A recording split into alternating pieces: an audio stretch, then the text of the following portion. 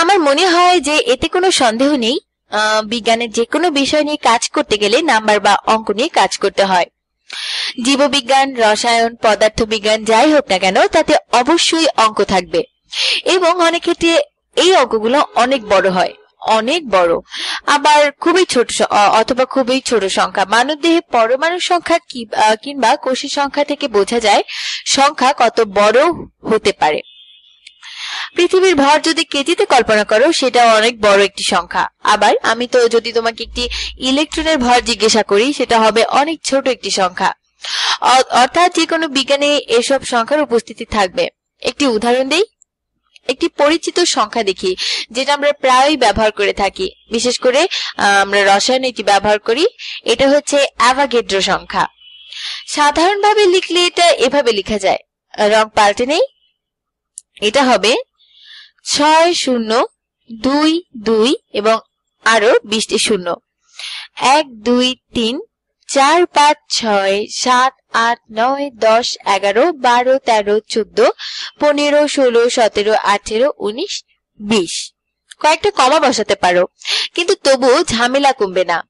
কমা দিয়ে এটিকে একটু সহজ দেখানো যেত, কিন্তু এটি একটি বিশাল সংখ্যা।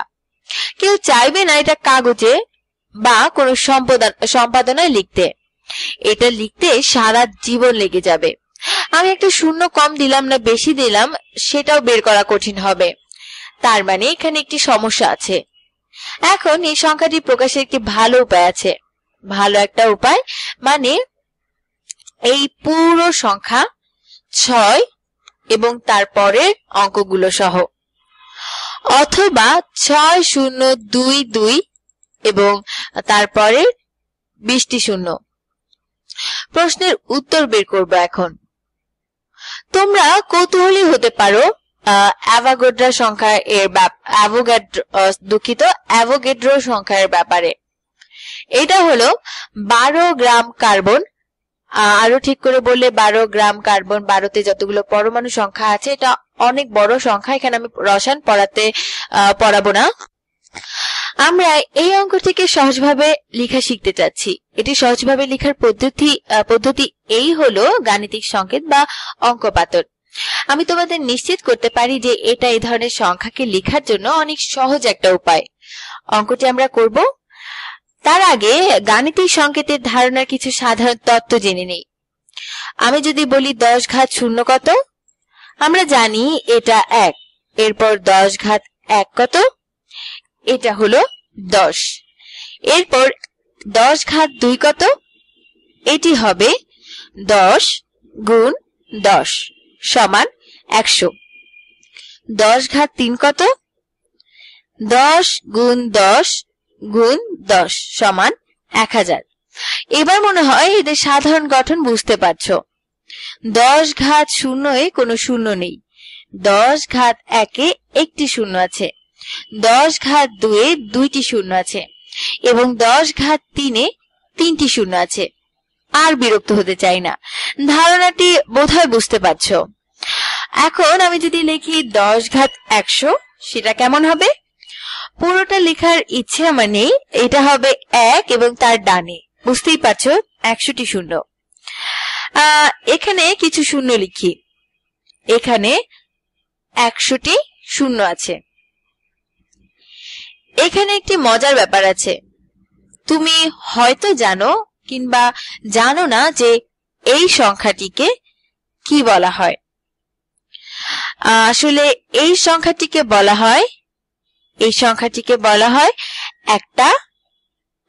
একটা গুগল। 90 দশকের গোড়ার দিকে কেউ যদি বলতো গুগল, তার মানে সে কোনো ইন্টারনেট সার্চ ইঞ্জিনের কথা বলছে না, সে এই সংখ্যার কথা বলছে। গুগল হলো 10 ঘাত 100।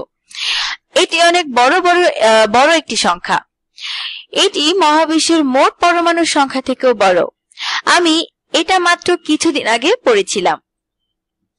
আমি যদি ঠিক বলে থাকি তবে মহাবিশ্বে মোট 10 ঘাত 79 থেকে 10 ঘাত 81 সংখ্যার পরমাণু আছে। এটা একদম সঠিক মান নয়, তবে মোটামুটি হিসেব করা হয়েছে। এটা একটি অনেক বিশাল সংখ্যা। এটিও তোমার কাছে মজার মনে হতে পারে যে এটি হলো জনপ্রিয় সার্চ ইঞ্জিন গুগলের নামকরণের প্রেরণা। গুগল হচ্ছে গুগলকে অন্য বানানের লেখা, যে কোনো গুগলে OL আছে। আমি জানি না কেন তারা এই নামকরণ করেছে, মনে হয় তারা এই সংখ্যার তথ্য রাখতে চায় অথবা এত বাইটের তথ্য রাখতে চায়। এও হতে পারে সার্চ ইঞ্জিনের প্রতিষ্ঠাতার এই সংখ্যাটির অনেক পছন্দ। যাই হোক, আমি অন্যদিকে চলে যাচ্ছি। এটা হলো গুগল, যা হচ্ছে 1-এর সাথে 100টি শূন্য। একে বলতে পারি 10 ঘাত 100 এর সমান। পরিষ্কার ভাবে বোঝা যাচ্ছে সংখ্যাটি লেখার এটাই সবচেয়ে সহজ উপায়। আসলে এই লেখা খুবই কঠিন এবং ঝামেলার। এতগুলো শূন্য লেখা খুবই বিরক্তিকর। এই কারণে আমি এগুলো লিখিনি, কারণ এভাবে লেখাই সহজ। এই পদ্ধতিতে শুধু 10 এর ঘাতই লিখছি আমরা, এবং এটা সোজাও ছিল। কিন্তু আমরা অন্য সংখ্যা কিভাবে সহজ করে লিখবো, সেখানে সরাসরি 10 এর ঘাত থাকবে না। এটা করতে হবে তোমার, এভাবে বুঝতে হবে। এটা হবে এই সংখ্যাটি আমরা আমাদের বুঝতে হবে এই সংখ্যাটি আমরা এই সংখ্যাটিকে আমরা এভাবে লিখি। এটিতে কতটি অঙ্ক আছে? 1, 2, 3, এরপরে 20টি শূন্য। এর মানে 6 এর পরে 23টি অঙ্ক। আমরা এখন 10 এর ঘাত ব্যবহার করে একে লেখার চেষ্টা করব। ম্যাজেন্টা রং লিখি। 10 ঘাত কত? এর মানে কি? 1 এর সাথে 23টি শূন্য। 1, 2, 3, 4, 5, 6, 7, 8, 9, 10, 11, 12, 13, 14, 15, 16, 17, 18, 19, 20, 21, 22, 23। তুমি বুঝতে পারছো এটাই 10 ঘাত 23। এখন এই সংখ্যাটি হলো এই সংখ্যাটির কোন গুণকের সমান। আমরা এটা করতে পারি। আমরা যদি একে 6 দিয়ে গুণ করি, 6 গুণ 10 ঘাত 23, আমরা পাবো 6 এবং এর সাথে 23টি শূন্য। এটা কিভাবে হলো তা বুঝতেই পারছো। 6 গুণ 16, আর 6 গুণ 0 হলো 0। এজন্য গুণফল 6 এবং এর সাথে 23টি শূন্য। এটি বেশ কাজের জিনিস, কিন্তু আমরা পুরোপুরি সংখ্যাটি পেলাম না। এখানে কিন্তু দুইটি আছে। এদের কিভাবে আনা যেতে পারে? সংখ্যাটিকে দশমিক রূপে লিখলে কেমন হয়? এই সংখ্যা একই হতো যদি এই দুটি সংখ্যা শূন্য হতো। তাহলে দশমিক ব্যবহার করা যাক। 6.022 গুণ 10 ঘাত 2, 3 বা 23। এখন এই সংখ্যা আর এই সংখ্যা অভিন্ন হয়ে গেল, কিন্তু অনেক সহজভাবে লেখা। তুমি চাইলে এই দুইটি মিলিয়ে দেখতে পারো, কিন্তু এতে অনেক সময় লাগবে। এই ছোট সংখ্যা দিয়ে দেখি। যদি তুমি 6.022 কে 10 ঘাত 23 দিয়ে গুণ করো, তবে অ্যাভোগাড্রো সংখ্যা পাবে। প্রথমে সংখ্যাটি দেখে মনে হতে পারে এই পদ্ধতিটি ভিন্ন এবং কঠিন ধরনের। এখানে সংখ্যা লেখা, কিন্তু এটিতে আবার 10 এর ঘাত দিয়ে গুণ করা। কিন্তু পদ্ধতিটি আসলে অনেক সহজ, কারণ তুমি দেখেই বুঝতে পারছো এখানে আসলে কয়টি শূন্য আছে। আর এটি সংখ্যাটিকে অনেক সংক্ষেপ করেছে।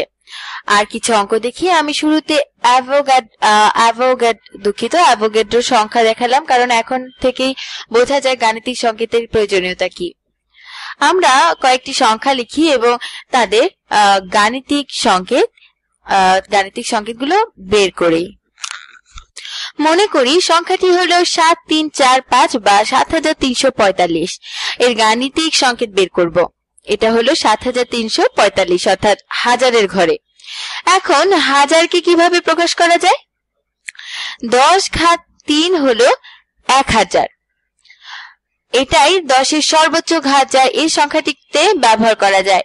এটা হলো 7000.3000। এটি 0.04,000। জানি না এভাবে বুঝতে পারছো কিনা। এভাবেই লিখি। 7.345 গুণ 10 ঘাত 3। এটা হলো 7000 যোগ এটা 0.3000। 0.3000 কি? 0.3 গুণ 1000 সমান 300, যোগ 0.04000 হলো 4 শূন্য। যোগ 0.005 হাজার যা হলো 5, তাহলে 7.345 গুণ 1000 হলো 70345। আমি আরো ভালোভাবে বোঝানোর জন্য গুণ করে দেখাই। 7.345 গুণ 1000, শূন্যগুলোকে বাদ রাখি। 1 গুণ 7345 হলো 7345। এর ডানে 3টি শূন্য রাখি। দশমিকের পর 3টি ঘর আছে, 1 2 3, এখানে দশমিক বসাই, তাহলে পেয়ে গেলে 7345। আরো কয়েকটি করি। 6 কে গাণিতিক সংকেত দিয়ে লিখি।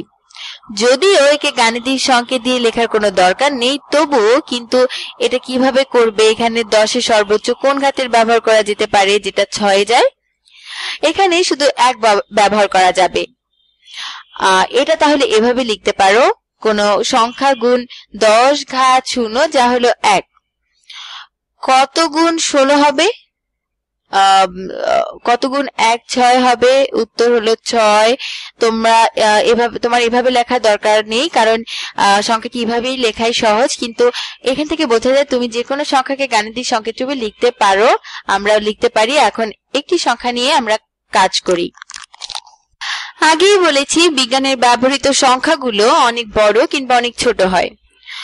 সংখ্যাটি হলো 1 2 3 4 5, 5টি শূন্য, এরপর 7, কিন্তু এটা ব্যবহারের জন্য খুব সোজা কোনো সংখ্যা নেই। এখন আমরা এটাকে কিভাবে 10 এর ঘাত হিসেবে লিখতে পারি?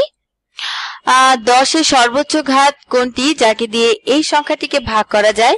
আমরা এতক্ষণ 10 এর ধনাত্মক ঘাতগুলো দেখেছি, আমরা 10 এর ঋণাত্মক ঘাতগুলো বের করতে পারি। শুরু করা যাক। 10 ঘাত 0, 10 ঘাত ঋণাত্মক 1 হলো 1 ভাগ 10 যা হলো 0.1, গোলাপি রং দিয়ে লিখি। 10 ঘাত ঋণাত্মক 2 হলো 1 ভাগ 10 ঘাত 2 যা হলো 1 ভাগ 100 যেটা হলো 0.01। আরেকটি করি, তাহলে বোঝা যাবে। 10 ঘাত ঋণাত্মক 3 হলো 1 ভাগ 10 ঘাত 3 যা হলো 1 ভাগ 1000 মানে 0.001। সাধারণ গঠনটি এ ধরনের যে 10 এর যত ঋণাত্মক ঘাত আছে দশমিকের পর ততগুলো ঘর থাকবে। আগের বারের মতো এটি 0 এর সংখ্যার সমান নয়, এখানে ঘাত ঋণাত্মক 3 কিন্তু শূন্য আছে 2টি, বরং দশমিকের পর 3টি ঘর আছে। সুতরাং 10 এর সর্বোচ্চ ঘাত যেটা এই সংখ্যায় ব্যবহার করা যেতে পারে সেটা আসলে কি? এখানে দশমিকের পর কতগুলো ঘর এখানে আছে? 1 2 3 4 5 6, 6টি ঘর। 10 ঘাত ঋণাত্মক 6 হলো দশমিকের পর 6টি ঘর, যেখানে শেষ ঘরটি হবে 1। 5.5টি 0 1, এটা 10 ঘাত ঋণাত্মক 6। এই সংখ্যাটি হলো 7 গুণ এই সংখ্যা, এটি 7 দিয়ে গুণ করি। 7 গুণ 17, দশমিকের পর 6 ঘর, তাহলে 1 2 3 4 5 6। তাহলে এই সংখ্যার 7 গুণ অবশ্যই এই সংখ্যাটি হবে। তাহলে সংখ্যাটি আবার এভাবে লিখতে পারি, এই সংখ্যাটি হলো 10 ঘাত ঋণাত্মক 6। তাহলে 7 গুণ 10 ঘাত ঋণাত্মক 6। এখন মনে করো এই সংখ্যাটি, এরপর একটি 3 থাকলে এর গাণিতিক সংকেতের রূপ কি হবে? আগের মতো করি। আমরা এখানকার বৃহত্তম অঙ্কটি নিয়ে কাজ করব, যেখানে সর্বোচ্চ ঘাত ব্যবহার করা যাবে। আরেকটি করি, 0.000516, একে গাণিতিক সংকেত রূপে লিখব। এখানে প্রথম অশূন্য সংখ্যাটি বের করি, এটা হলো 5। এখন 10 এর সর্বোচ্চ কোন ঘাত এখানে ব্যবহার করা যাবে? 1 2 3 4 5, তাহলে হবে 5.16, মানে আমি 5 নিলাম এবং এরপরের অঙ্ক দশমিকের পর হবে। 5.16 গুণ 10 ঘাত ঋণাত্মক 5। আরেকটি করি, এখানে যা করেছি তা হলো প্রথম অশূন্য সংখ্যা বাম দিক থেকে, এখান থেকে পাবে 10 এর ঘাত, গুণে যত ঘর হবে তাই হবে ঘাতের মান। আর বাকি অঙ্কগুলো দশমিকের পর থাকবে। আরেকটি করি। দশমিক,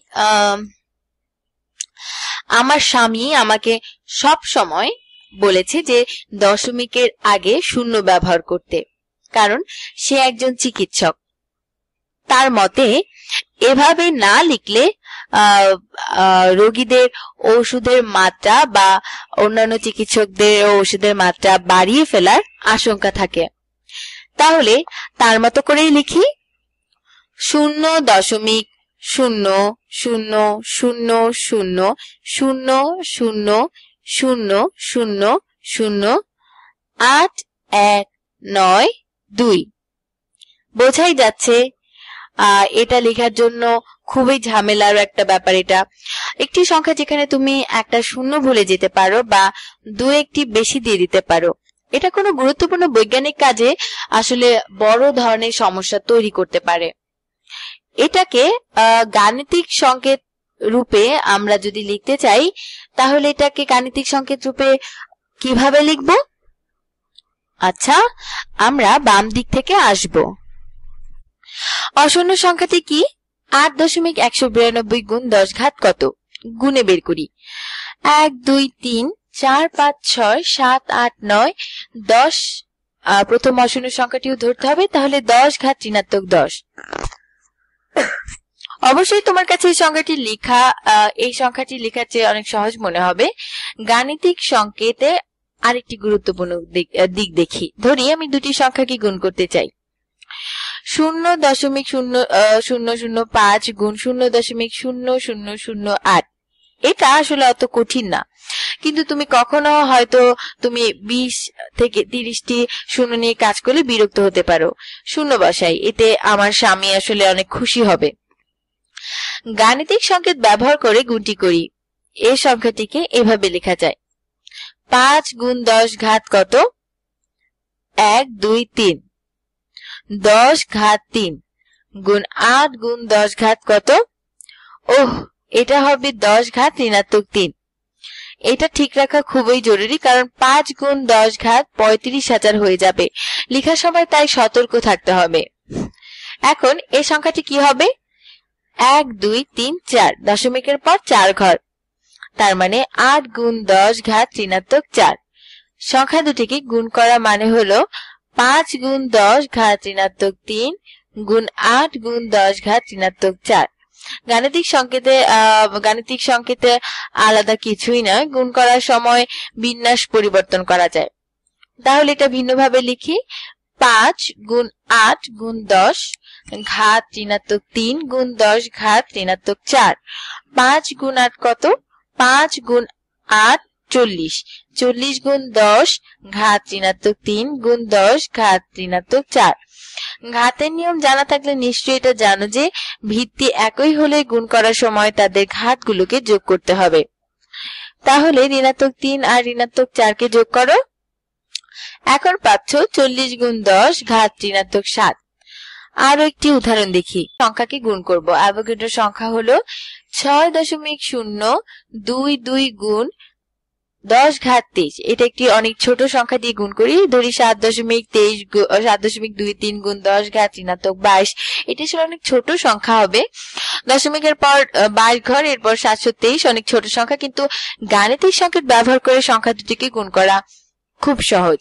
এটা হবে 6.022 গুণ 10 ঘাত 23 গুণ 7.23 গুণ 10 ঘাত ঋণাত্মক 22।